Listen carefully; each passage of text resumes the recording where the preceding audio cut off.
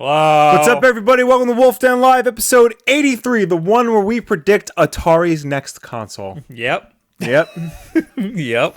It's gonna launch alongside Blade Runner. Yep. And in 2 years, that's gonna get picked up, and we're gonna be seen as prophets. Yes. I also predict that Nintendo is going to give me $250,000. Yes. Just out of the kindness of their heart. Yes. And your Powerball numbers for tonight are 14. No, I don't have anything. Hello, ABC. Hello, Emmanuel. Hello, Nicholas. Hello, Miguel. Hello, Anthony. Hello, Rusty Shackford, Bean Guy, Bruce City, Dylan O'Leary, Tommy Rojas, Nate Matos. Awesome Man, GMP. Hello, everybody. How are you all doing? We are well. Yes. Will's back. I am. I'm Hello. back. Last week, because you weren't here, I totally forgot. Like, I had it in the keep, but I forgot to do PlayStation Plus and Xbox Live free games. Every month, the people behind PlayStation and Xbox give out free games to anybody who's a paying member of their subscription services, and it's our duty to remind you every month to get those games, because sometimes you get some good stuff in there. Like, this month's got some pretty good things, I gotta say. Which would you like to start with? Let's start with PlayStation, since we always start with them. Okay, because I like PlayStation. On PlayStation platforms, if you are a member of PlayStation Plus, you get, for the month of August, on the PlayStation 4, you get Just Cause 3 and Assassin's Creed Freedom Cry. What is that? That was the DLC story for, I think, Black Flag, where you play as a slave. You play as your shipmate. The side guy. Yes. Yeah. Yes, but like it's his. Who I think in the game he goes, he's basically the captain, but he's like, you have to be the captain because no one will listen to me. Yeah, I'm not white. Well, Freedom's Cry is about like how he came to America. I actually kind of want. And they said like play that. It's actually like really good, like really mature, really good, because like he's a slave, so they show him being taken to America the way they took slaves to America. But Just Cause 3, I heard that wasn't great when it launched. I think they fixed all the bugs, but it's free everybody now. loves that game. I know. Or is it 4? Just Cause 2, everybody loves. There is no Just Cause 4. 3. People like 3. People do like 3. Yeah, you put the sticky bombs on someone's crotch. And yeah, because I remember when Just Cause 3 launched, it was pretty buggy, so like people were disappointed. Yeah, but like it got better. That's the game, though. So like it's now, it's a ridiculous right. But it was too buggy. Like it was too buggy, I guess you could say. But now like it's probably all patched up and it's free, so you can play it. And then on PlayStation 3, you get Super Motherload and Snakeball.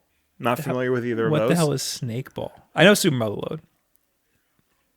I don't know Super Motherload. Okay. I know people like it. And then on the PlayStation Vita, you get Downwell, which is also cross-buy for the Downwell's PS4. great. Yeah, I heard Downwell's really Downwell's great for the phone. For the Vita, it doesn't make sense because it's vertical. It's not vertical on the Vita. The sides are cropped. Unless they like tilt the Vita screen. Yeah, so it's made for the phone. Right. But it's a good game. And also for the Vita, free this month is Level 22. I don't know what that is. Neither Snakeball looks like this. Looks like a PlayStation 2 game. But Just Cause 3, I think, is a really big deal. Yeah, Just Cause 3. And Assassin's Creed Freedom Cry, is also... I wonder how far into the game you need to get before you can just screw around in the game. I think...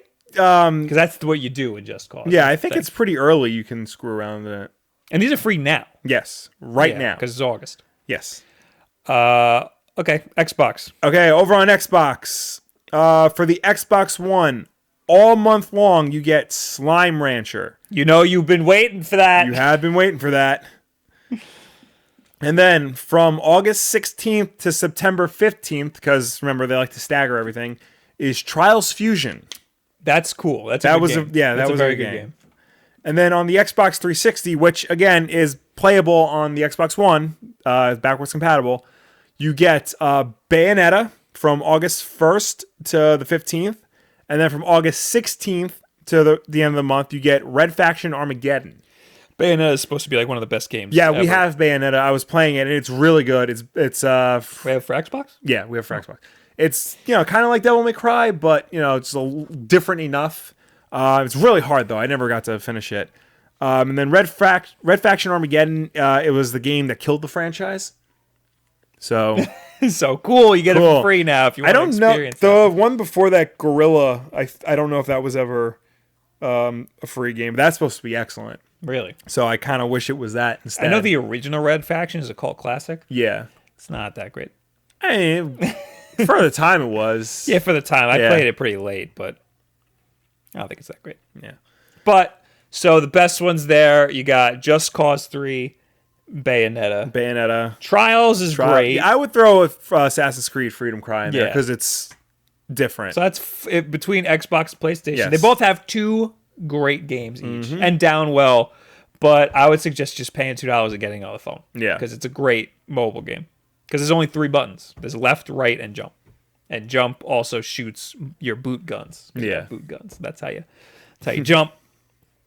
So that's that. Yep. Make sure you download those, and also you don't have to actually be on your console to download them. Yes, you can do it from your PC. You can do it right on the website on Xbox and PlayStation. Yes. And then the next time you turn on your console, it'll just download. And you don't even have to download it. You just have to buy it for free. Initiate the download, then cancel it. And then you have it for free forever. Yes. For as long as you have your subscription. That's how it works on Xbox too, right? I think with the 360 games, you just keep them, regardless of whether or not your subscription lapses, because the program wasn't implemented when the 360 was around. I'm pretty sure you get to keep them on PlayStation, but I think they changed it. I don't know. I know on PlayStation, if you lose your PS Plus, you lose the games. Oh, I didn't Yeah. know that. I think on Xbox One, if you lose your Gold account, you lose the games, but you can keep the 360 games. Nicholas says, I watch all your videos. You rock. Thank you so much, Nicholas. Thank you. You rock. Woolly Puss says, more speedrunning tutorials. Is that from my one speedrunning tutorial? Yeah. One more. Tymote. I'm not pronouncing your name. Stopped playing Zelda to watch your stream. Oh, thank you so much. You could do this both at the same time. Yeah. This is more like a podcast.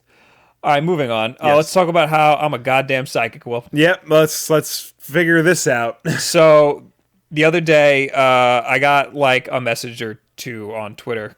People were like posting my video from 2 years ago where I talk about what is most likely going to be Nintendo's next console, which is now we know as the Nintendo Switch. Yes. It was pretty heavily rumored that it was going to be a hybrid portable home console. I wasn't the only person. Right. But the other day, people were posting it, and it turns out somebody put it on Reddit. That's where it sparked from. Oh. One person put it on Reddit, and that's where I guess people started watching it. Right. And then Crave Online was the first one to write an article. This guy, keep that. This guy. Right. This guy predicted the Nintendo Switch 2 years before its launch. The article reads, a YouTuber predicted the launch of the Nintendo Switch. Oh my God, there's a giant full-page ad. We're going to watch it together. No, we're not. Get out of my face. A YouTuber predicted the launch of the Nintendo Switch over 2 years before it became a reality. This was in January 2015. With him making bold prediction in early 2015 that turned out to be almost completely accurate by the time of console's 2017 release. I have to say that part of it is very not true, but we'll get there. YouTuber The Wulff Den. Yeah. So you know when like these YouTubers like react to articles written about them or other videos written about them, or like whenever the media gets their hands on things and they address them wrong and they get like annoyed. This isn't something that should annoy me as much as it does. YouTuber The Wulff Den. I mean, it annoys me because that implies that you're the Wulff Den. I know.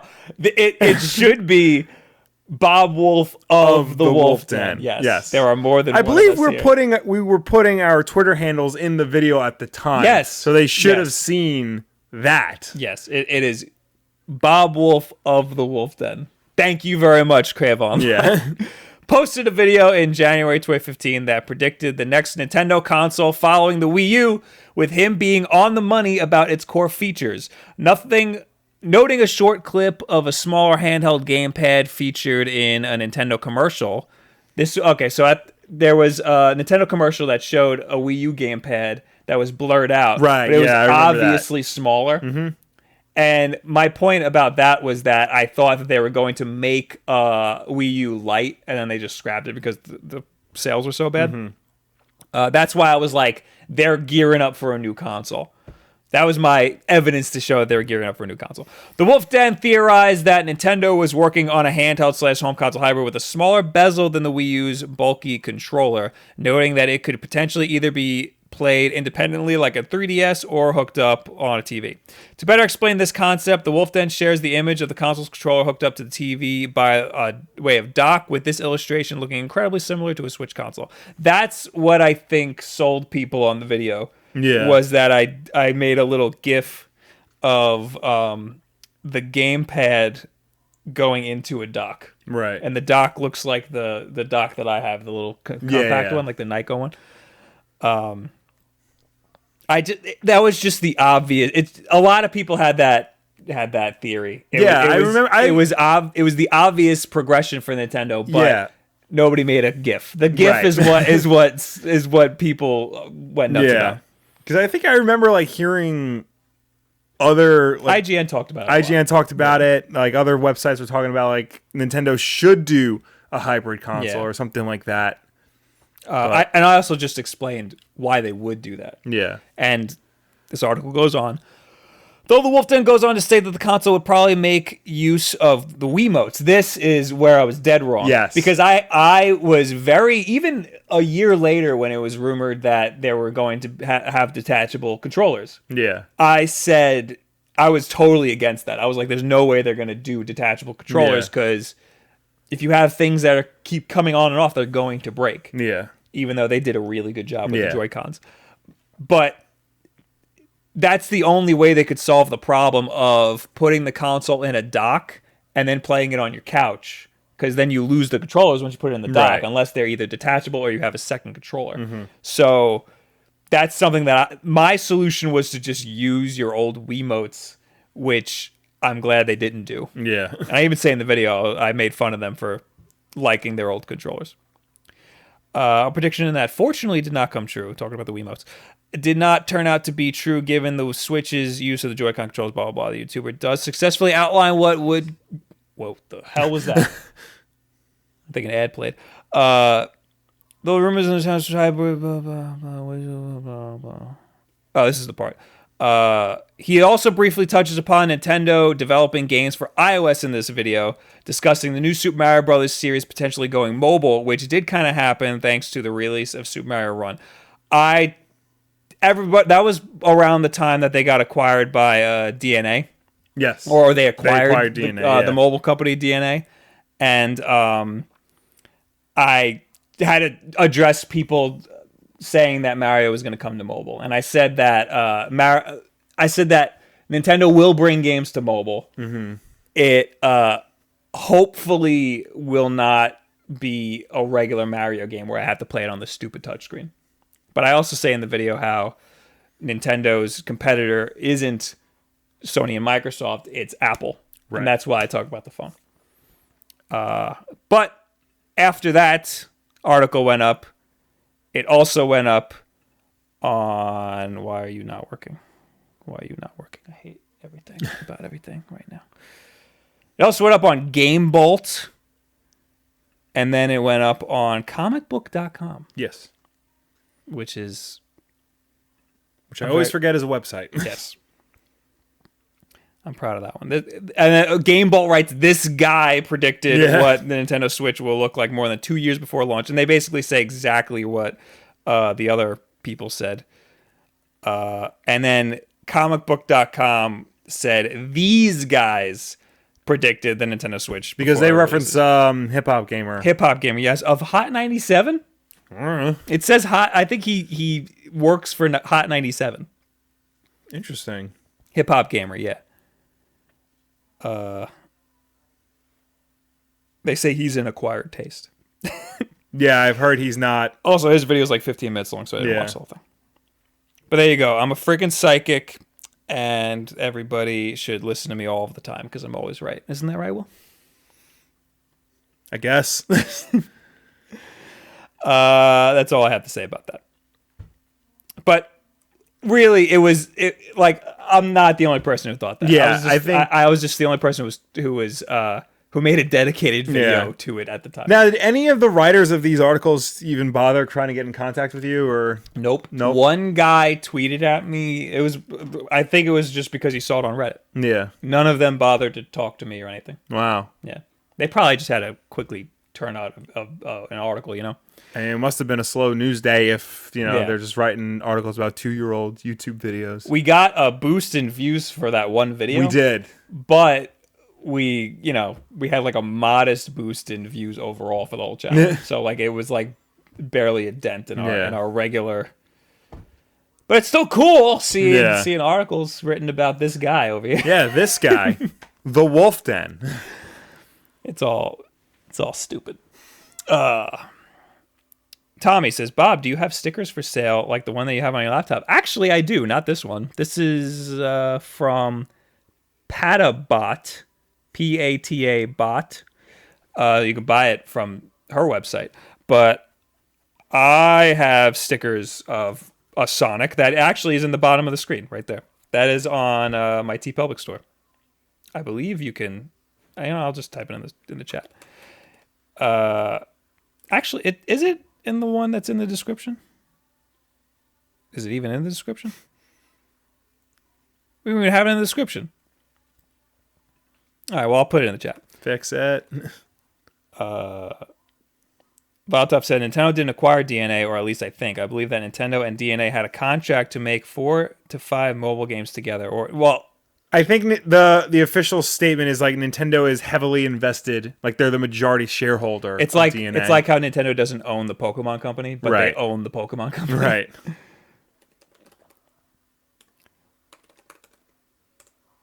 What are you doing over there, Will? I'm actually doing something completely different, not related to the Wulff Den. Oh, good. I'm glad you're doing that. Frost says congrats to you for your new emote that I just made before I started this stream. Viper says, modern journalism, why bother reaching out to the source when you can just search Reddit for hours and hours on end? Yeah, they just literally lifted the article from Reddit. Yeah. Well, one person wrote an article about something they found on Reddit. The other 2 people Just copied lifted it. Yeah. Just copied that same article. Christian Sheppengrell, and I'm sorry if I butchered your name. Bob, can you say I will be rich enough to afford my bills in 2 years? No, I'm sorry. your outlook is bad.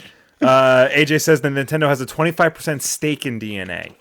That's it. That's it. I guess that's still a lot. It's still a lot. That probably makes the majority.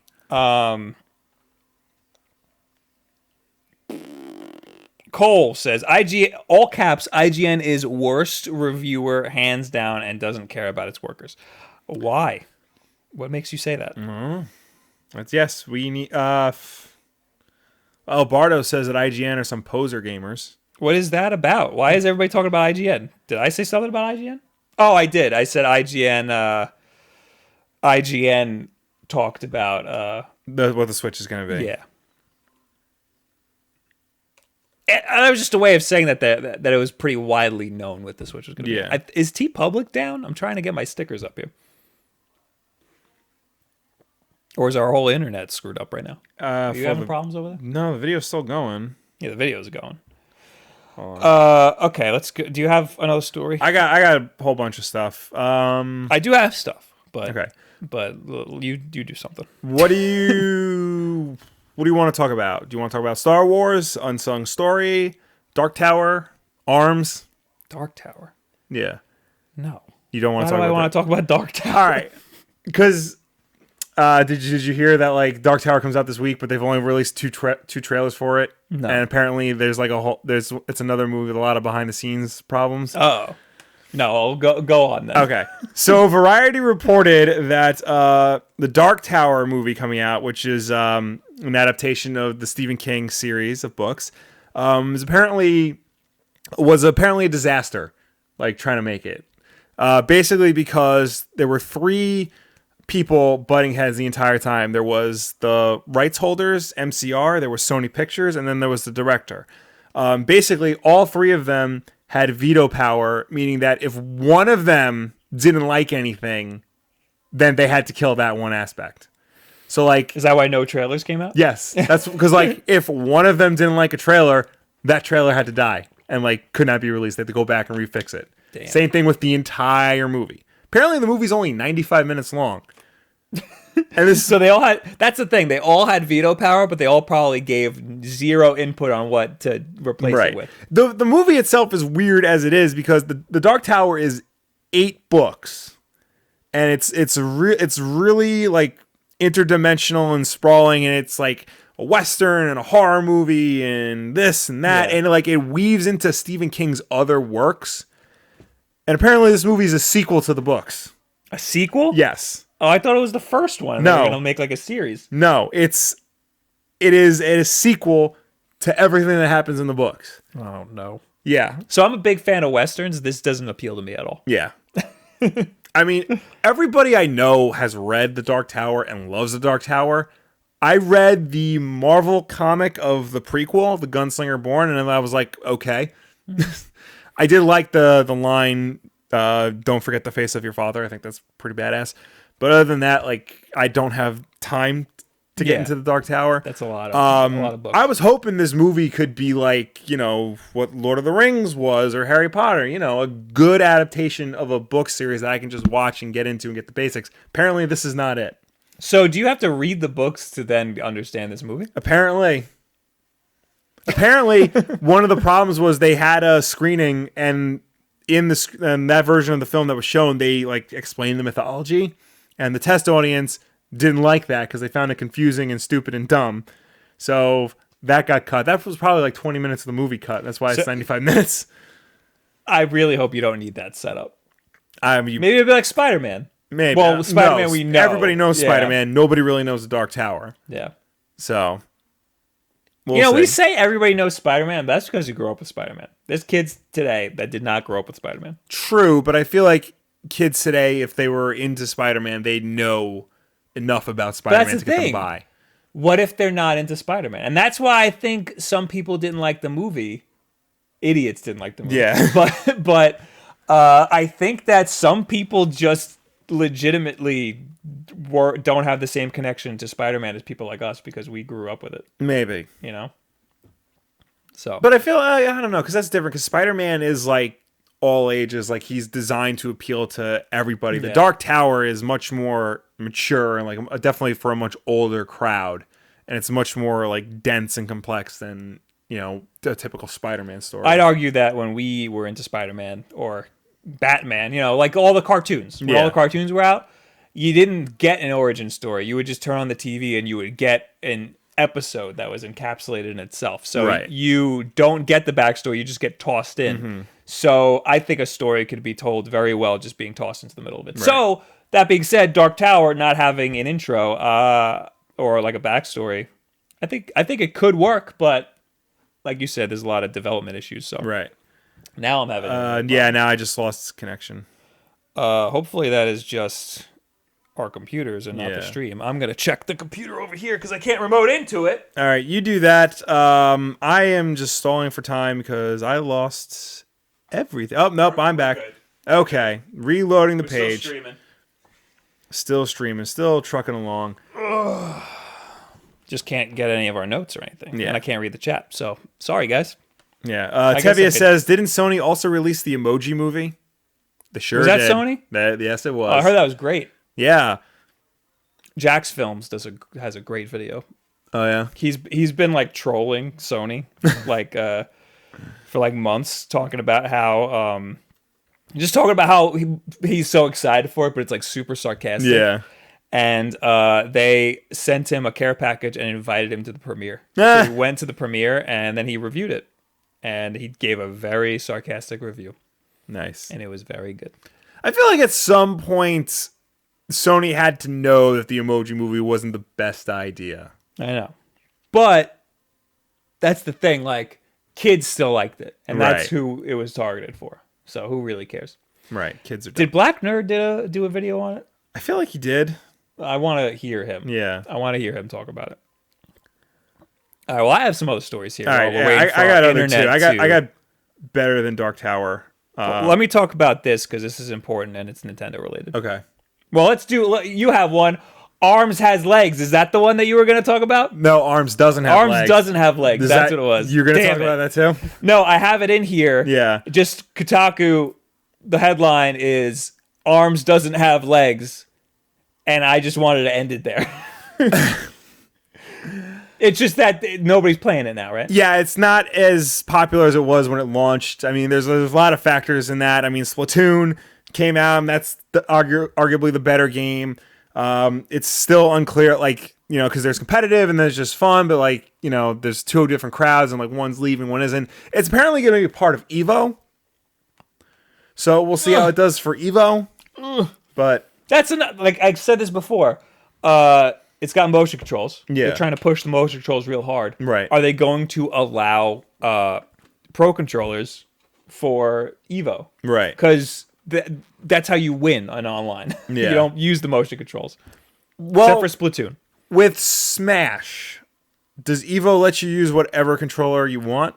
Or Yes, because I remember people started bringing fight sticks and they had an issue with that. right, okay. Yeah. So So this might be that situation where they'll let you pick whatever controls. but it's they might do a thing where they have motion only and button only. my angle is that Nintendo is very heavily involved in this now because Right. they have their whole pro thing going on. So this is very heavily involved by Nintendo. Do they want to control the narrative and force people to play with motion controls?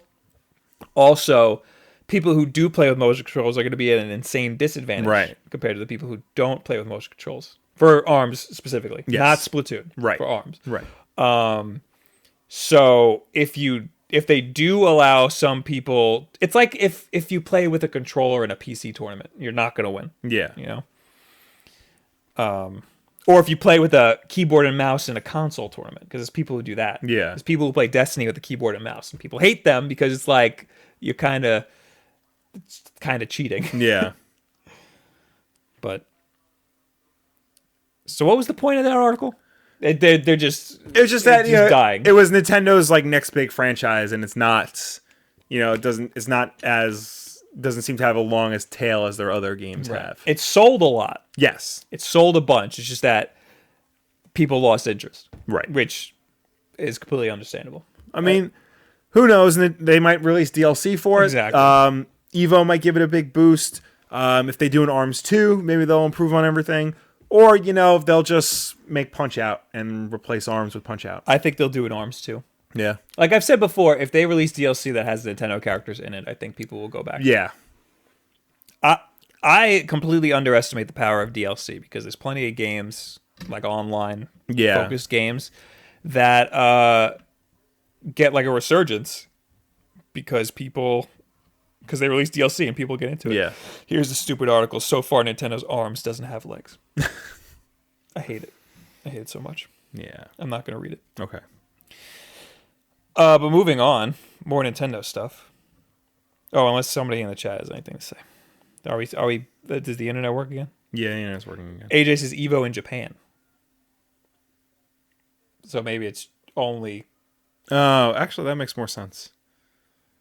Yeah, because there have been tournaments for Splatoon, and I never see them. I don't think that's part of Evo, though. No, it's not. Yeah. But I was just wondering why I never saw Splatoon tournaments, you know? Emmanuel says fidget spinner movie coming too. I don't know. I saw things like that, and I didn't believe it. I don't know how true that is. I doubt there's going to be one. I wouldn't doubt it. But if it did happen, they should get Corridor Digital to make it. Did you see that video? No. Fidget spinner anime? Oh, I did see that. It was really that was good. Yeah. They also did did you see the baseball one they did? No. They did before that they did a baseball anime one. That was also really good. Nice. Zoidberg says, shout out to Jax Films. Jax Films, I mean, if we're going to shout out a YouTube channel, I don't think he needs it. Jazz Dad says, I like DLC as long as most of their content isn't focused on it. Good. I like DLC when it's free. And Bean Guy says free DLC is fine. Cole Schubert says that all DLC is free for ARMS. Oh, wow. So that's good. So that's good that they they might have a resurgence. Yeah. If the DLC is great. Yes. So they need to have great DLC. Splatoon, like 2 days after it came out, they were like, here's some weapons. Yeah. So that's pretty cool. All right, moving on to Mario. Okay. Well, before I get to this one, let's talk about the controversial one. I wanted to have more for this, but did you know, Will, that Nintendo removed the sombrero from Mario on the cover of Mario Odyssey? There it is in the bottom left-hand corner. There it is. On this picture, it looks blurry, like it was almost added in after. Right. There he is with a stupid big-ass sombrero, and they replaced it with the underwater Mario. How do you feel, Will? Do you think him with the sombrero is cultural appropriation? No.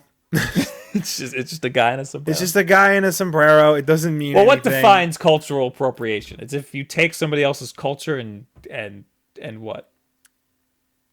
I think it's like you I'm gonna Google it right because when the whole Iron Fist thing, the whole reason why that was controversial is a white guy,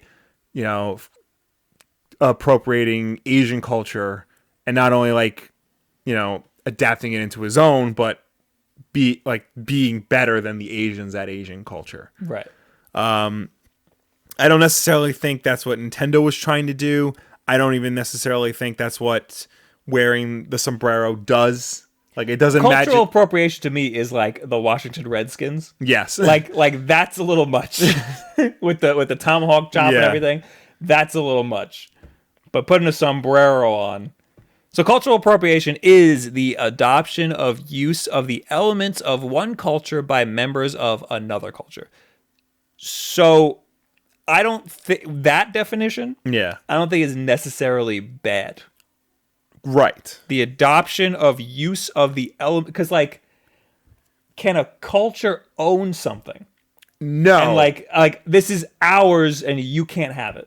Technically, no, but there are certain things that are so connected to a specific culture that for another culture to, use those elements just feels out of place. And that they're, taking from another culture. I connect like a poncho to Mexican culture. Right. However, you have Westerns and like the man with no name wears a poncho. Right.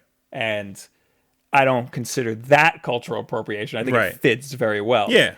This, you have Mario in a poncho and sombrero. And a sombrero. Is that what makes it overboard? I think it's just Nintendo being cautious because that they don't offend anybody. Right. People are thinking that they might take it off the game entirely, which I think I don't think they're way going too late. I don't think they're going to do that. Yeah, it's a big. I mean, not that the outfit's a big part of the game, but you have sugar skulls and and you have a whole world that's like Southern and Mexican themed. Yeah, no, I don't think they're gonna. I think they're just for the cover at least they're downplaying that element and just leaving it in the game. They don't want to make it like. I guess they don't want to put it in all their advertising, right? In case people get the wrong idea. When they see it in the context of the game, it'll make more sense. Basically, I understand that. Whereas just a picture could lead to the wrong context. Also, I haven't seen an example of anybody upset about the sombrero. Right. So this could be Nintendo just being cautious. They've done this before in Ocarina of Time. The Fire Temple song had the original release of Ocarina of Time, the Fire Temple song had a Muslim chant in it. Yes. And then they pulled that and re-released the game with a different song in it. I remember that. So, I mean, but there was no controversy over it. Nintendo just found out about it after it was shipped, and they pulled it just to be safe. Right. I'm trying to pull something up on my phone right. Oh, I'm not on Wi-Fi. That's why it's taking so long. Here it is. I want to talk about how Mario himself. Yes. If we're talking about cultural appropriation, Mario himself is cultural appropriation. Absolutely. And I want to case in point, Mario's idle animation from Mario 64. This is probably gonna be really loud in the microphone. He's sleeping. This is what he dreams of. Spaghetti. Ravioli. He dreams of spaghetti and ravioli. And then he says, mamma mia after that. Yeah, it's that's. In case you didn't know, we're very Italian. Yes. Here in the Wulff Den. Wulff Den. But I wouldn't have it any other way. Yeah.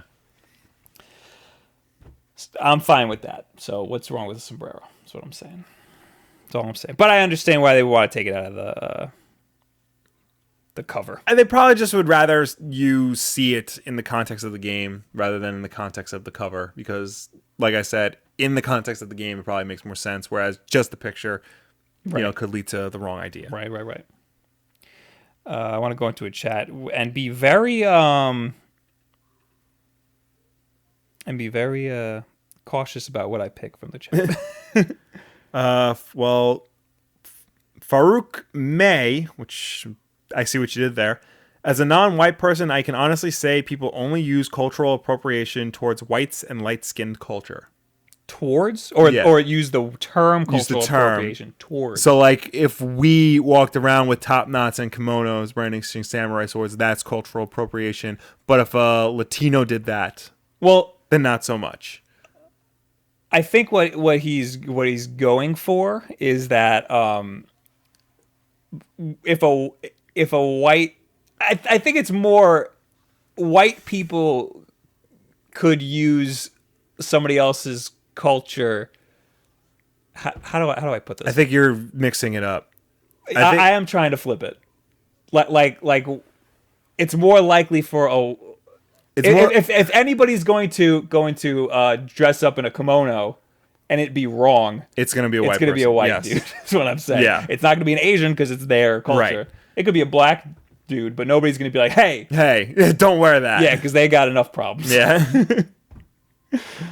So that's why people always go to white people. Hey, you can't do that. Yeah.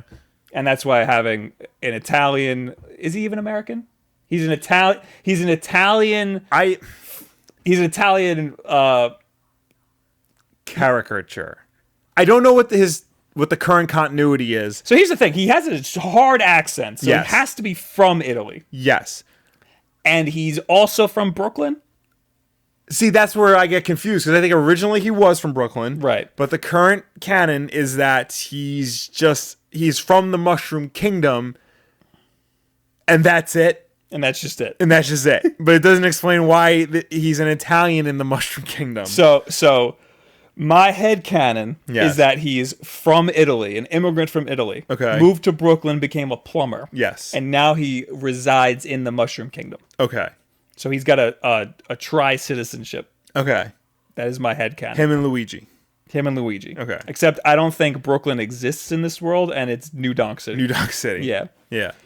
So my point is that he's wearing a sombrero and he's a white dude, and that's why people are upset. But I mean, again, white people are more likely to cultural appropriate, I guess. Yeah.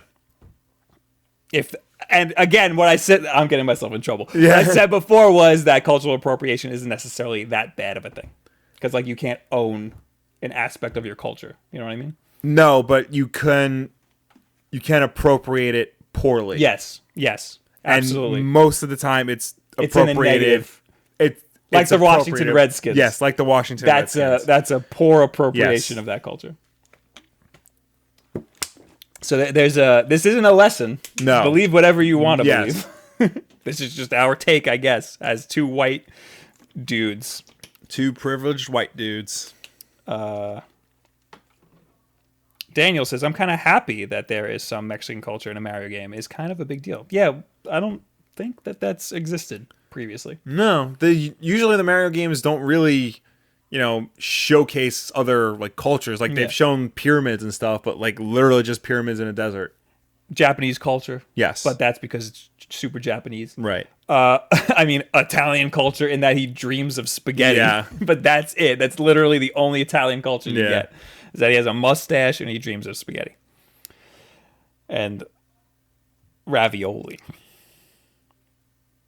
Liv Tarok says, well, he is Italian. Danny Laguna says, if a bro wears a sombrero while wasted during Cinco de Mayo, that's not cool. Mario, I'm okay with that. I can I see what he's, Anthony Loria says, as an Italian, I can confirm that what I dream about. I can confirm that I dream about. I can confirm what I dream about, and it's cannolis.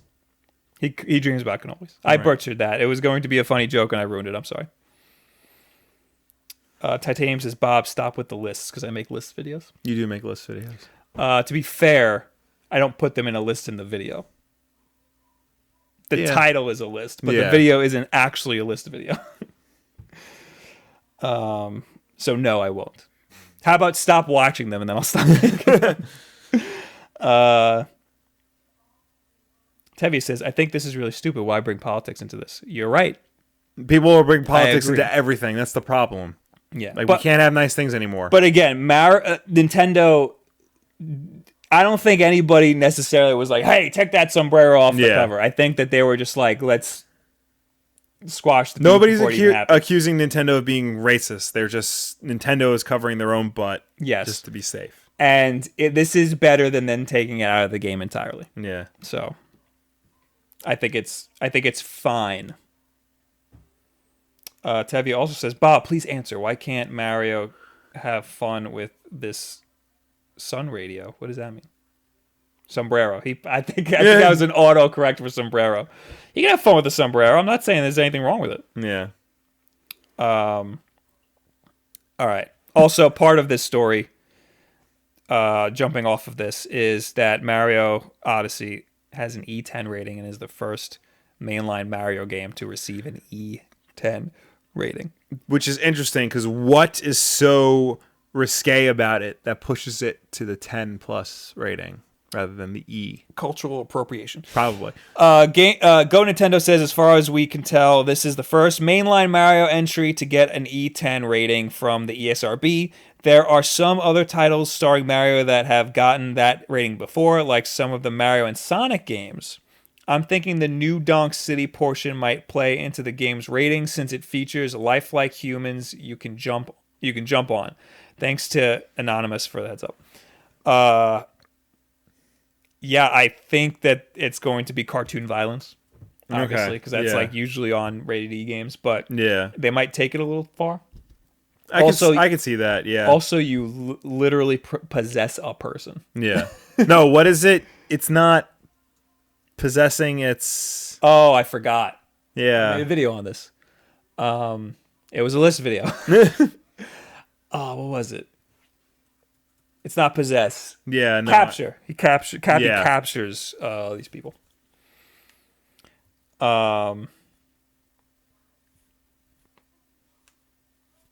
Yeah.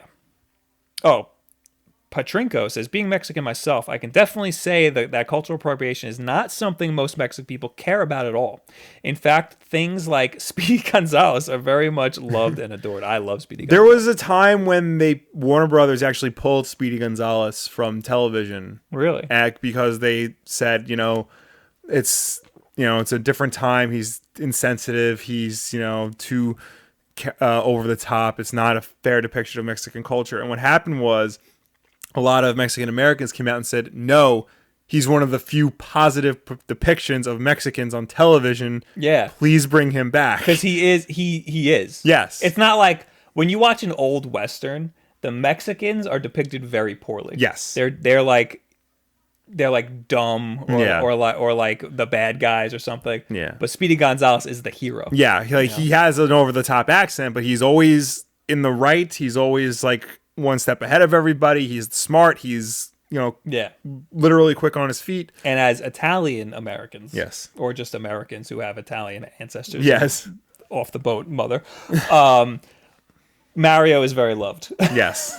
So yes. But again, like I would say that like the Mexicans who are depicted in Westerns, that is a poor cultural appropriation. That's not appropriation. That's not a cultural appropriation. That's just poor depiction. That's just a poor depiction, yes, and just blatant racism. Yeah. But Speedy Gonzales is not. Samoan Stig does bring up his drunk, lazy cousin was bad. I don't think Slowpoke Rodriguez was drunk necessarily, but not necessarily that he was lazy, but he was just very slow. So I don't know why Mario has an Yeah. E10 rating. Probably cartoon violence and some other stupid thing. It Yeah. might be something like it could be something weird, like they like depict a religion. No, because Nintendo is a very strict, like, no religion thing. Well, and there's the Muslim thing with Zelda. Well, they Right, but that was an accident because that track was like public domain. right. You're right. So it's gonna be something dumb. There's gonna be Yeah. a dumb reason for it. I think that's everything that I have. Okay. Oh, good, because I got stuff. Okay, let's roll through it. Okay. I do have one, but it's not that important. Star Wars Episode 9 is getting a rewrite. That's a big deal. It is and it isn't. So Colin Trevorrow, the director of Episode 9, wrote the script with his writing partner Derek Connolly. Ryan Johnson, the writer and director of Episode 8, The Last Jedi, wrote the initial treatment, and then Colin Trevorrow and Derek Connolly expanded on it from there. It is now being rewritten by Jack Thorne, who is known for the play Harry Potter and the Cursed Child. He's also written for a lot of British television, including The Fades, The Last Panthers, National Treasure, and others. He's also currently adapting the book series His Dark Materials for the BBC, and is doing something on Philip K. Dick for Channel 4. And I believe he is an award winner. Oh, yeah, he won an award for Harry Potter and the Cursed Child. So, do these writers have like a major outline? Like who wrote the outline for all of this trilogy? I think what happened was when they were plotting out Episode 7, J.J. Abrams, Lawrence Kasdan, Michael Arndt, and Kathleen Kennedy had like this overall idea of like where not necessarily where the series is going to go, but where the movie is going to go. And then Kathleen Kennedy and like a couple other people in Lucasfilm like continue to plot out like where the rest of the series is going to go in conjunction with Ryan Johnson, who is writing and directing Episode 8 and also did the initial pitch for Episode 9. With Episode 9, they hired Colin Trevorrow and Derek Connolly to expand on that treatment, and Colin Trevorrow to also direct the movie. I'm glad they have somebody to. I'm glad they have a major outline, because I was worried that each one of these writers and directors are going to have their own little version of Star Wars, and they were going to be I think nothing. From what I've seen with like all the Star Wars stuff that Disney has done, it's very collaborative and team based. Like Kathleen Kennedy is obviously the leader steering the ship, but she's working with all these different people to put out the best possible Star Wars that can be released. Right. So sometimes it leads to weird situations where Gareth Edwards doesn't get final edit of Rogue One. They bring in Tony Gilroy to do that, or they fire Lord Miller from Han Solo and have to bring in Ron Howard to finish. But I mean, so far the result, they're 2-2 right now. Yeah. And Episode 8 looks dynamite. Rogue One was amazing. Yes. So if you haven't seen that, you got to see that. Mm-hmm. That is very important. Arguably, I mean, Episode 7 was also amazing, but I would argue that Rogue One was better, but like only slightly. I feel like Rogue One was the Star Wars story like fans of the old expanding universe were expecting when Episode 7 to be. Yes. And I feel like that will make up for any problems they had with Episode 7. Yes. It was very rugged and it was, dirty and not a lot of bleak. lightsabers, Yeah. which was important to me.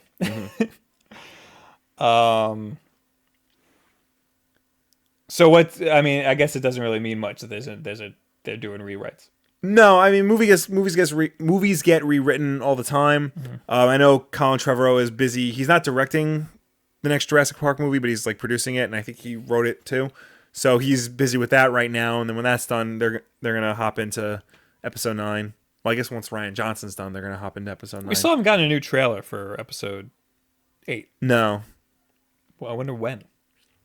I'd if imagine. at all. I don't even care. Just don't even release anything. I feel like it's going to be, not too soon, but like eventually. I want to see whatever they release, but I also don't want them to release much. In the chat, I want to point out Viletuff says Super Mario Galaxy got an E10, and then I looked it up, and it definitely did not get an E10. Super Mario Galaxy has an E for mild cartoon violence. Super Mario Galaxy 2 also has an E for mild cartoon violence. Right. All right, what else you got, Will? All right. So do you? Oh, everybody's saying that the Harry Potter, the Cursed Child was the worst Harry Potter. Really? I don't like Harry Potter. Sorry. I try. Um, I think he's done other stuff. That was the one that IO9 just kept harping on about. Miguel says Rogue One was the only prequel with good review scores. Dang. It's true. It's true. All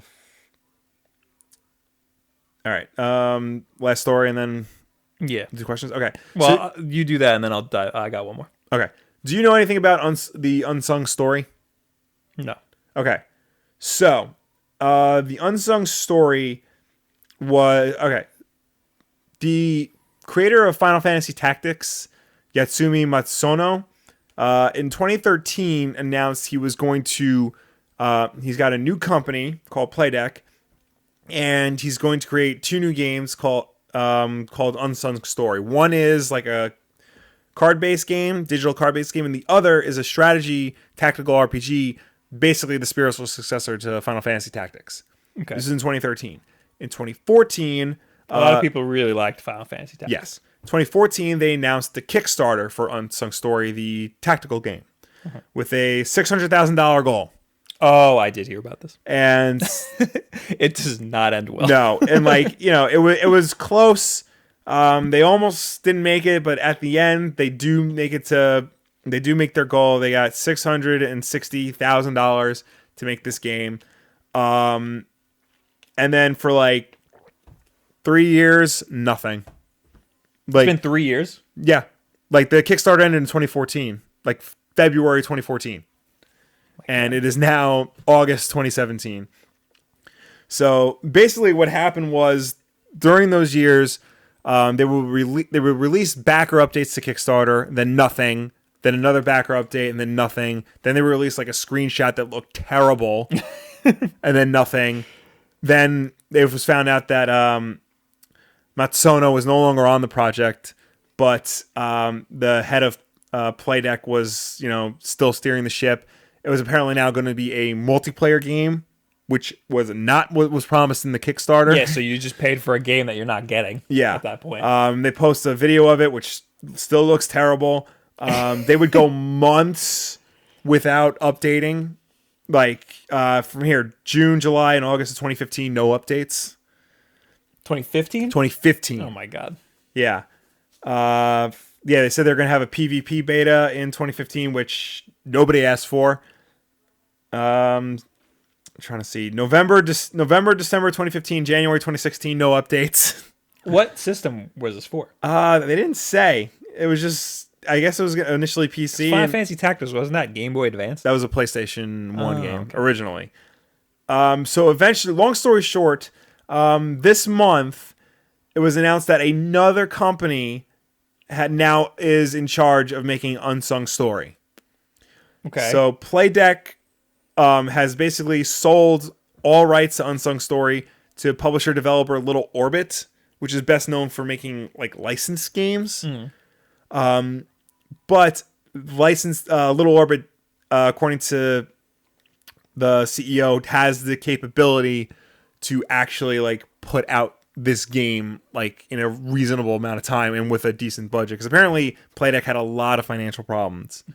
So the money is still there and these people are still going to get their game. The as of right Kickstarter backers are still going to get their game. Okay. However, a lot of Kickstarter backers have been asking for refunds because it's taking so long. The updates have been sporadic. The game is not turning out the way it was initially promised. Yeah. They were entitled to refunds. That Unfortunately, complicates things a little too much. Unfortunately, the spokesperson for Little Orbit has said at this time we cannot offer refunds because we need every available resource we have to get this game finished in a reasonable state. I understand. They're willing to work with all Kickstarter backers once everything is done and ready to ship. And anybody who still wants the game who backed it on Kickstarter will get the game. And it will be a single player game. Good. So people are getting what they wanted. They're going to get the game. Like it's just late, very late. Yes, it's a long and rocky road. Little Orbit CEO Matthew Scott said in an update posted to Kickstarter, At this point, our primary goal is to separate the years of modifications and changes that were made while Playdeck attempted to deliver something to their backers, and that he pledges to honor the Kickstarter backers' rewards at no extra cost. I will say that I have kickstarted 4 or 5 games. No, 4. I don't. Did I do Shovel Knight? I don't think I did Shovel Knight. I don't know. I don't remember. So I not including Shovel Knight, I kickstarted 4 games in my life. I have received one of them. Do you know which one that was? I know it's not Mighty Number 9. It was Mighty Number 9. It was Mighty Number 9. That was the first thing I ever kickstarted in my whole life. And I never played it because they never released the Vita version. That's the one that I asked for. Yeah. So I'm 0 over 4. Yeah. I got an email the other day. One of the ones that I kickstarted, Inner Space. It's like a weird. Oh, I've heard about that. Flight game. And they're like, "Yo, we're almost ready. Pick the platform you want." And I'm getting it for apparently PC and PS4 because they're like, "Sorry, it's been taking so long." And I looked at the bottom of the email. It said initial release date 2015. So this was supposed to come out in summer 2015. Yeah. So they're 2 years late on it. I can honestly say I have never kickstarted a game. I've kickstarted 2 movies, a documentary on Batman, and The Bill Finger one. No, it's a different one. Okay. And it wasn't. I kickstarted the Goon movie, like the comic book, the Goon, like the movie version of that. It wasn't technically the movie. It was the I forgot the animatic reel of the entire movie for them to pitch to studios. That got put on the back burner because the director of the Goon went on and directed Deadpool. Oh. Well, all right then. Which, you know what? All things considered, I'm okay with that. I got a nice print and a T-shirt, and it got me Deadpool. And then I've kickstarted 2 comics and the Fidget Cube. And you got the Fidget Cube. And I got the Fidget Cube. And I got the 2 comics. Fidget Cube, rousing success. Yes. I kickstarted a wallet that never got made and everybody was pissed. I gave them my money and they took the money. I also kickstarted a comic. What was it? Giant Robot Maintenance Crew. They're a maintenance crew for like a giant like Power Rangers style robot. No, a Voltron style robot. That's it. Yeah. So yeah, I don't think these people are getting screwed. I mean, it's taken a long time, but it's also really complicated to give refunds to some people and not everybody. Yeah. So, but hopefully this means that like things are finally, on the right track and that they're gonna get the game that they wanted originally and in a playable state. Yeah. I should note that at the end of the Kotaku article that has the timeline of all the events, it states that it remains unclear what Playdeck and CEO Joel Goodman did with the $660,000 that they raised on Kickstarter. So how is there another company involved if they don't even know that these people if they don't even know where the money is? The other company came in and pretty much bought all rights and assets for Unsung Story. So they paid to have the debt of these that they owe these people? Because they owe these people a game for free. They owe these people a game, yes. No. When Playdeck got the $660,000, it's unclear of what that money went to. Right. If that went to fund the game or went to fund something else. But these people need a game that they paid for, and who is going to, like that? Ultimately, Little Orbit is going to deliver the game to these people. Right. Yes. So, but they bought the rights and whatever. Yeah. But on top of that, they're taking the debt that they owe these people. That Playdeck owns these people? Whoever owns the rights and is going to ship this game, Little Orbit, owes these people free games. Owes the Kickstarter people free games. Yes. Or whatever the rewards were. Yeah. No, Little Orbit. So they're going to lose on that. So they're hoping to gain on other sales? I guess. That's crazy. Yeah. They must have gotten a sweet deal. I don't think they. Yeah, he says they did not pay any significant amount. Oh, so this guy was probably like, please just take this. Yeah. He also said, we felt it was better for all involved if Playdeck no longer had any attachment. All right. Well, I bet everybody got what they wanted out of that. All right, moving on. Yes. It's time to go into the chat, but first, let's look at the tweet of the week. Tweet of the week. I can't click on it. I'm going to kill myself. We need like a jingle or something for tweet of the week. That's it. Learn it. Learn it, Will. Welcome to the Terror Dome. Come on, All right, down. this is from our friend of the show, Mike Ventimiglia. Yes. I retweeted it. He said, I love dinner. It's because me and him had a very nice date at Chili's Oh, yeah? with a gift card that has a funny backstory that I don't know if I should say. But we had to spend our $40 gift card. Yeah. He wrote a nice little thing. After you do it, there's a little survey you take. Mm-hmm. The survey is, are any final comments you'd like to make regarding your visit? He said, I love Chili's. God has abandoned me. And that was it. That is the tweet great. of the week. I also have a game I wanted to play, but we're a little late, so maybe next week. Maybe next week we'll play a little game. I want to have more. We gotta have more fun on this. We do have to have more fun. This is a way too serious of a show. Yeah, we talk about cultural appropriation. We do. Maybe next time we'll wear sombreros. Yeah. And something else super. Sombreros with the kimonos. Yeah. That's what we'll do. And we'll speak in Yiddish. Yiddish. There you go. Guys, talk to us in the chat. Also use the hashtag Wulff Den Live on Twitter. Or if you posted a comment on last week's video, we will answer it right now. Yes. Just like Mohammed Hader. Hey, Will, what's the nerdiest thing your fiance won't let you have at your wedding? Gee, where do I start? What nerdy things are you going to have? Am I going to have? Yes. Okay, so originally I got 2 Funko Pop vinyls that kind of look like us to use as cake toppers. That's not going to be it. But that was a no-go. But she's letting me put them in front of the gift box where people put the envelopes. Nice. So there's that. What are the Funko Pops? It's Martin Starr from Silicon Valley and Jessica Jones. Nice. Because we both kind of look like them. The cake topper is Han and Leia. I did manage to get that. And the bridal party is walking out to the theme from Space Jam.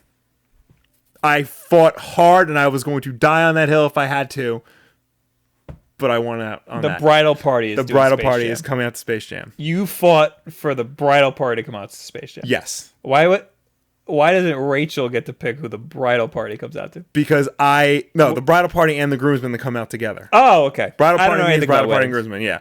Yeah, I fought tooth and nail for that. I'm going to pump up the crap. And then what nerdy things was I not allowed? Most of the time when I switched to just a nerdy thing, I was like half kidding just to see how far I can go. Like, I would always like say, like, you know what we can do? We could have a Double Dare themed wedding. Get Mark Summers to be the officiant. I'd be the red team, you'd be the blue team. I can either marry you or take the physical challenge. And you always take I the would physical take a physical challenge. And then the reception could be the Double Dare obstacle course at the end. And we got to get all 8 flags or else we won't be able to go on our honeymoon. Or else you can never leave Yes. the reception. That was probably the nerdiest thing she won't let me do. Okay. Well, I mean, I wouldn't let you do that either. Fred, if the She-Are are in the next X-Men movie, this is hashtag Wulff Den Live, would you want to see a live-action Gladiator? Because I sure as Fox would. I don't want to see the next X-Men movie because I don't think they're going to do Phoenix right again. Yeah. Because the next X-Men movie is supposedly going to be Dark Phoenix. Try and do it better than they did in X-Men Last Stand. The last X-Men movie was terrible. Last X-Men movie was not good. Apocalypse? That was a bad movie. Yeah, I was very disappointed. And the last 2 before that were very good. Yeah. I'm not including Logan. Logan doesn't count. Logan was great. Yeah. Days of Future Past and First Class. Those 2 were awesome. Those were great. And then the third one in that trilogy was terrible. Yeah. I don't know what happened. Yeah. I think it's time to stop making X-Men movies. I want it to be a little more complicated. I'm glad they're doing Dark Phoenix. I want everybody to suffer as much as we did with the comics and the comics. Yeah. Because X-Men is infinitely complex. Yeah. Makes no sense.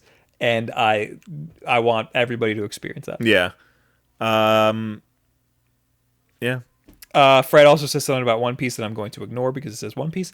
Abram, how do you feel about mobile ports on Switch? Gear Club Unlimited just got announced today. Mobile game first. I don't like it. I understand why they're doing it, and like I get it, but I don't like how these games are being ported from the phone to the console, and then people are like, "Yeah, this game's good." It's not good. Like Oceanhorn is not good. Right. It's good on your phone because it's a Zelda knockoff, and you don't have Zelda on your phone, but you have the best Zelda game of all time on the Switch. And you're gonna play Oceanhorn, a knockoff Zelda game? Yeah. No, you're gonna play Zelda. Yeah, 110% of the people who own a Switch own Zelda. Yeah. Why would they buy Oceanhorn? I feel like we're going, especially in the beginning of the Switch's life cycle, we're gonna get a bunch of mobile ports. Yeah, Like it's gonna happen. it's happening. Yeah. It's already happening. Right. Well, it's gonna continue to happen until like the Switch starts getting better and better games. Right. I did hear that apparently Ultra Street Fighter 2 on Switch sold very well. Yeah. So Capcom is now committed to making more Switch games. That's great. They're going to port Resident Evil Revelations 1 and 2 to Switch. Damn, Yeah. that's good. I like that. So, Another mobile game was Implosion, which I Yeah. played on the phone, and it was good on the phone because there's Right. nothing else like it on the phone. But you have things like it on console, right. so it's I don't see what the draw is. Hopefully this doesn't mean that we're going to get a whole bunch of like those Game Loft knockoff games like Nova Yeah, I and think Modern we will. Combat. I think we will. And like, what's the point? Yeah. There's no point. It's dumb. This is an actual console. There's no reason to port things for the phone, which is just largely knockoff games. That's not to discourage, like, that's not to discount mobile games, because things like Downwell are awesome. Right. But like I said previously in this podcast, it's good on the phone. Play it on your phone. Yeah.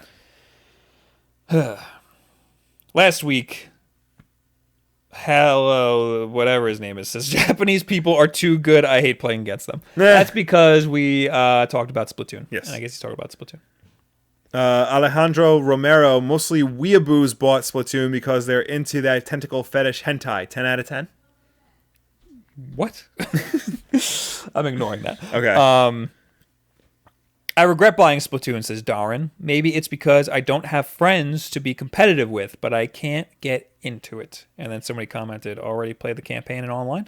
Yeah, there's online campaign stuff. So play the campaign.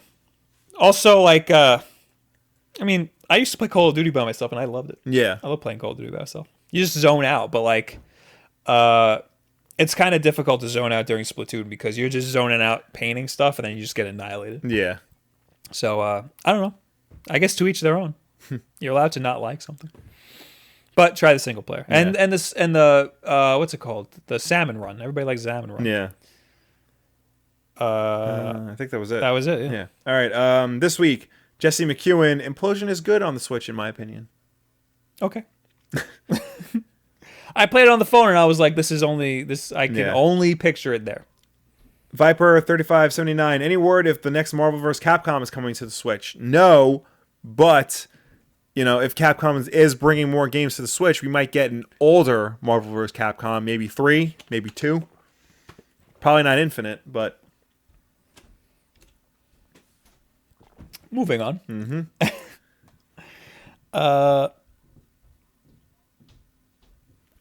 Banana Man, how does Milo Ventimiglia as Batman sound to you guys? no. All right. I love Milo Ventimiglia, not as Batman. Nightwing, maybe, not Batman. Mostly because I just remember him on Heroes with that face he always made. Like, Tymo, his name. Oh, we got a super chat. Tyler says, "Is Splatoon campaign worth playing? I find myself playing only multiplayer. I only played the first level, and it was okay. I think it gets better. I wanted to get to the part where you grind, like in Sonic Adventure 2. Fred with the $5 super chat saying, "Read the tweet." I will read the tweet. Oh, it's the freaking One Piece tweet. Now I have also, to. One Piece episode $5. 800 this weekend. Good time to put out that review is all I'm saying. Or that video with Fanatics 4. You should just watch episode 800 and do a review on it, not having seen anything else. I'm tempted to. AJ's been doing some anime videos that have been doing pretty good. Oh yeah. Yeah, people like anime. Logan of Fanatics 4 actually reached out to me about if I ever do a One Piece video to bring him in on it. Was that like 4 years ago? That was like earlier this year. Oh boy. I know. I'm gonna. August is gonna be a very busy month for me, but I'm going to get to One Piece. You don't need to make anybody any promises. Fark says, "Played Friday the 13th yet? Thoughts? I have not. Well, it's not even a PC game. It's on PS4. It's PS4, Xbox One, and PC. It looks very good. I was actually just reading an article about how, despite the fact that the game has a lot of technical problems and has gotten very bad reviews. It's gotten bad reviews? Yes, it's gotten very bad reviews. It's sold phenomenally well. It's made like $2 million. So sick of these survival games coming out that are super simple. Yeah. Like the idea of Friday the 13th is super simple. Mm-hmm. And it's like, what is it? I only ever see one map. Yeah. So it can't possibly be hard to develop. Right. And they come out immensely broken. Yeah. Friday the 13th, DayZ, H1Z1, PlayerUnknown Battlegrounds, Ark Survival Evolved. Right. All of these survival games, and I'm roping in Friday the 13th because it kind of is a survival game. And they're all broken. And there's no reason. Ark is like a little, that I could understand being hard to develop, but like you got to stop with these what are they called? Early access games. That's what they said. The co-owner of the studio, Gun Media, who developed Friday the 13th, was talking about how like early access has changed the way like people get games and stuff. People are treating this like an early access game. The way that, the fact that a lot of people are playing it on YouTube and Twitch and like building the community that way. But it's also an excuse for the companies to stop developing. Right. DayZ has been out forever, and it's still not out. Yeah. You know? I think Ark is finally coming out. And when I played DayZ like years after it was like initially like released to the public or open to the public, and it was the most broken game I've ever played in my life. More broken than what's that game called? Burger King game. Sneak King. Oh, Sneak King, yeah. It was, I'm not exaggerating when I say it was the most broken game I've ever played. So that's bad. I will say, though, the fact that Friday the 13th is popular, despite all the bad reviews, is pretty much just a reflection, like, it's the exact same thing that the movies are. Because none of the movies are good. Right. But, like, they're immensely popular. Yeah. Like, people love them. And now there's a game that matches, like, the appeal of the movies. Despite what critics have to say, people, like, the crowd is, like, flocking to it. Also, reviews don't mean anything. If the game's fun, the game's fun. Yeah. It's just sad that these companies think it's cool to release games that aren't finished. I agree with you 100%. It's just Friday the 13th specifically, like that aspect of it is interesting to me. Atari Dude says Nintendo should buy back Rare and Perfect Dark. Seriously, make a true sequel to Perfect Dark. I would love that so much. Did Rare make Perfect Dark 0? Yes. Oh, that was a million years ago. Yeah. Did they also do the remake on 360? Xbox 360? They didn't develop it. That was a different development studio, but they oversaw it. Okay. So the license is active. So there's no reason why they can't. But Perfect Dark 0 flopped hard. Yes. So I don't know if a new game would work. I don't know. I mean, well, you never know. I mean, Rare is now making like a real game again with Sea of Thieves. So I don't see the appeal in that. I don't see the appeal in all these games people are going nuts about. Yeah. Somebody brought up Mario and Rabbids in our Discord. Oh, yeah. I don't see why everybody's like so amped about that game. It doesn't look good. It looks really bad. And I get that it's like Mario cross XCOM and everybody liked XCOM, but why would you want Mario cross XCOM? Yeah. I don't know. People love XCOM. Just play XCOM. You don't need to play XCOM with Mario in it. Yeah. It doesn't make any sense to me. Let's take like one or two more. Okay. Paul says Monster Hunter Double Cross demo will be region free. Still hope it comes to the US though. I will give that a shot.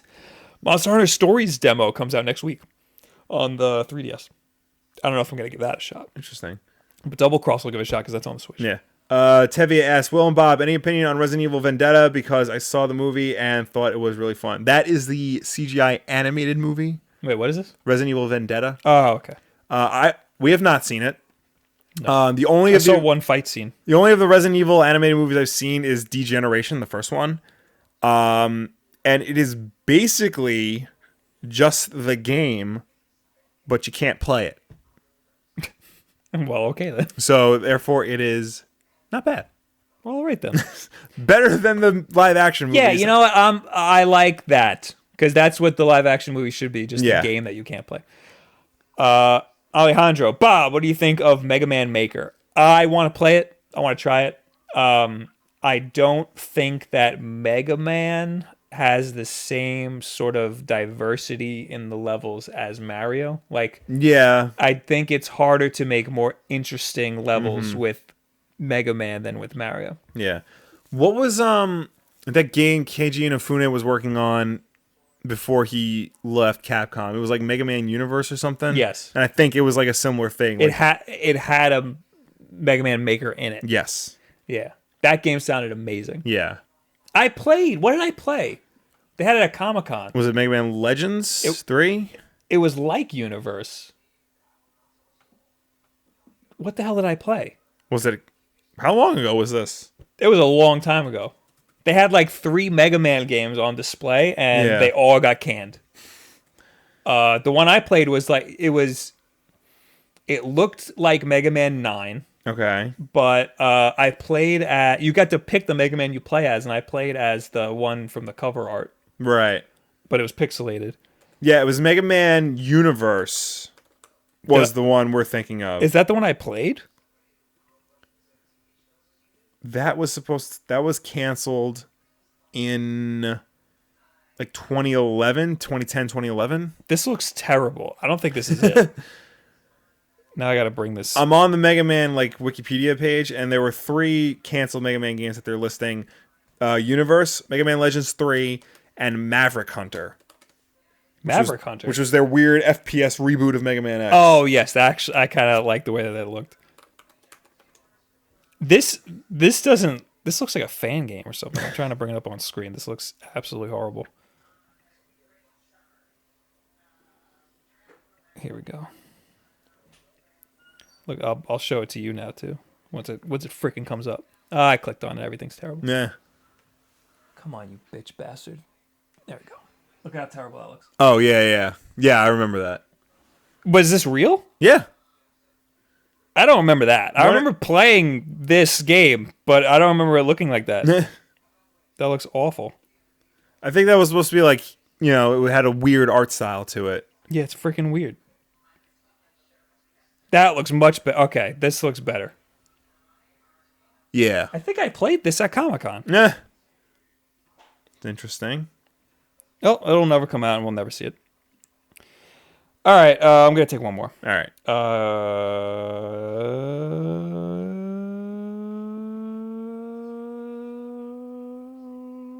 No. I got nothing. You guys have terrible questions. No, I'm kidding.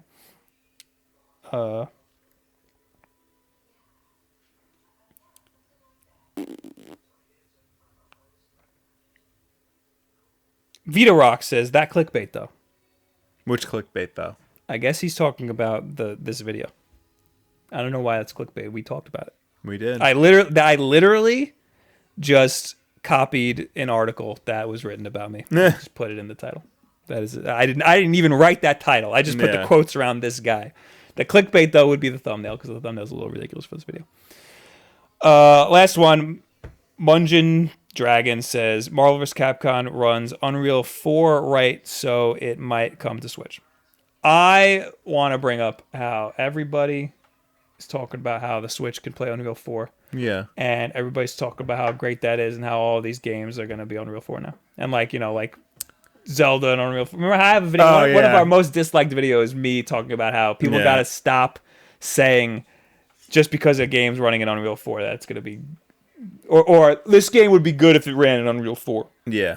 like Mario. People are like, this is Mario in Unreal 4. Look how cool it looks. No, Mario's fine where he is right now. Well, the thing about Unreal 4, Dad, do you have any opinions on Unreal 4 as you're walking away and almost tripping over our wires? You almost shut down the entire. No, he's got nothing. Okay. Our father, ladies and gentlemen. The thing about Very insightful.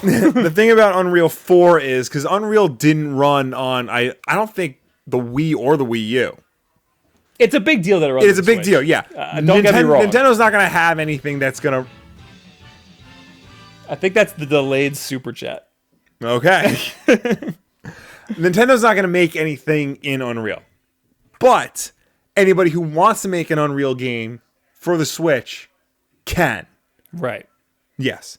So, Which is important. If Marvel vs. Capcom is running in Unreal, then that means porting it to the Switch probably won't be as hard as it would, say, porting it to the Wii U. Yes, I'm not saying there's anything wrong with Marvel vs. Yes. Capcom going to the Switch. I'm saying that people saying that Nintendo needs to develop games on Unreal Engine, that's dumb. Yes. Because their engines are fine. Yes. That was a $5 donation from Mex saying, love the show, guys. Some of the best gaming commentary out there. Keep it up. Also, Bob, let's pair Mario Kart. Thank you very much, Danny, for the $5 donation. Next time I'm on Mario Kart, add me. I don't know where my friend goes, but add me. Go in the Discord and ask somebody for my friend card. But thank you for that.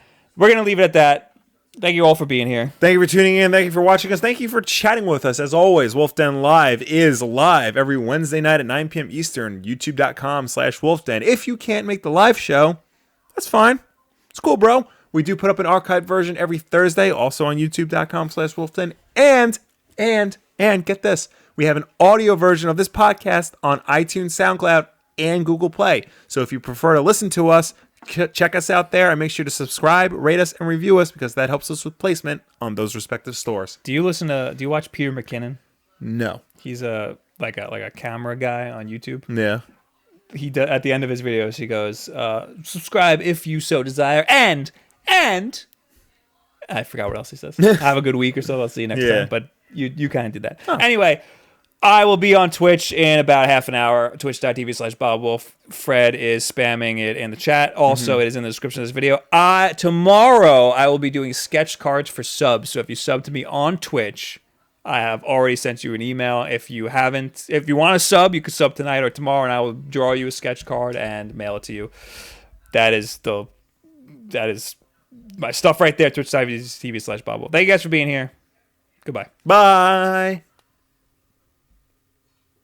Oh, and thank you for 50,000 subscribers. Thank you for that. Goodbye again. Goodbye for real this time. Goodbye.